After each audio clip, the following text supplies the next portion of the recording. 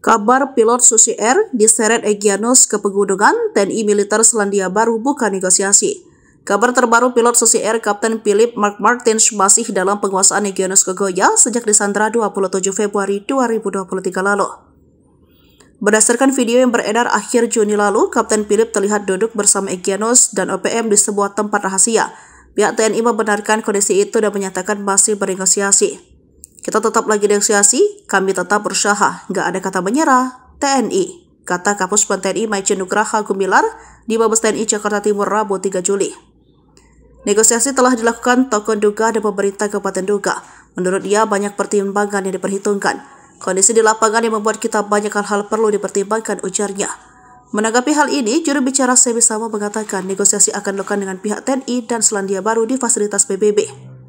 Sementara Egyanus sebagaimana disampaikan melalui seorang narasumber jika pihaknya menjaga Kapten Philip dengan baik, bahkan Egyanus memuji Kapten Philip yang mau berbaur dan menganggap seperti saudara. Namun beberapa pekan terakhir dia melihat ada gerakan dari TNI melalui udara dan menggerakkan drone maupun heli melakukan pengejaran sehingga dia memilih berpindah-pindah tempat. Bahkan menurut narasumber ini, Kapten Philip diajarkan menembak dan dibekali senjata, namun pilot Susi Air itu menolak. Namun hal ini dibantah Kapuspen TNI Maijen Nugraha Gumilar bahwa pihaknya tetap mengedepankan negosiasi dan tidak ada serangan udara seperti yang dituduhkan. Terkait dengan sikap pemerintah Indonesia, kabar terbaru datang dari Wakil Presiden Ma'ruf Amin dikutip Serbuko TV. Kamis 4 Juli mengatakan pihaknya melakukan pertemuan PM Selandia Baru, Christopher Luxon 27 Februari.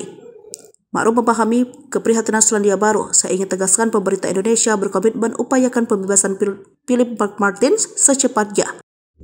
Prioritas utama keselamatan, ujarnya.